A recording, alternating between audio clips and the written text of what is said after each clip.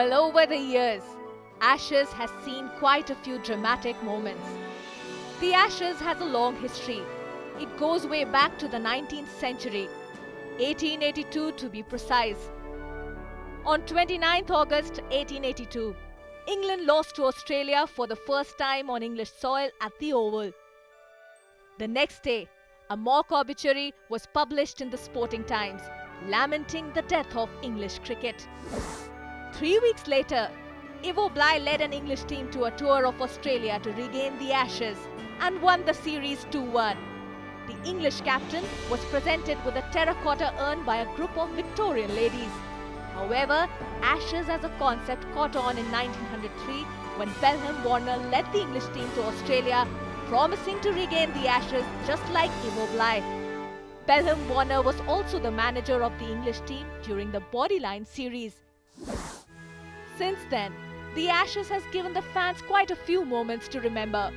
It's impossible not to mention the name of Sir Donald Bradman if the discussion veers towards the Ashes. It just doesn't get bigger than Sir Donald George Bradman. And understandably so. It's virtually impossible to look beyond more than 5,000 runs scored in the Ashes contests by Sir Don.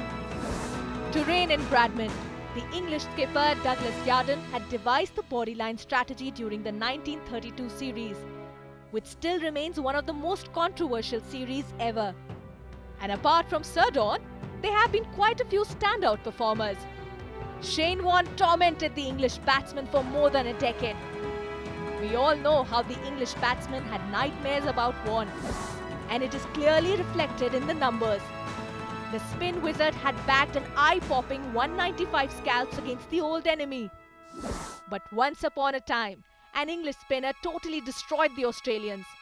Yes, we are talking about Jim Laker, who in an incredible display of controlled off-spin bowling finished with 19 wickets against Australia in 1956 during the Old Trafford Test match. His numbers have not been bettered yet. Enough of spin for now. The 70s was all about nasty fast bowlers in the Ashes contests. Dennis Lillee was at his menacing best throughout the decade. And that's out, caught behind. While John Snow single-handedly won the Ashes for England on the Australian tour of 1971. And if we talk about all-rounders, look no further than Sir Ian Terence Botham. His Ashes deeds are a part of folklore now. And his bowling. Beefy had single-handedly dominated the Aussies throughout the 80s. His numbers tell the tale.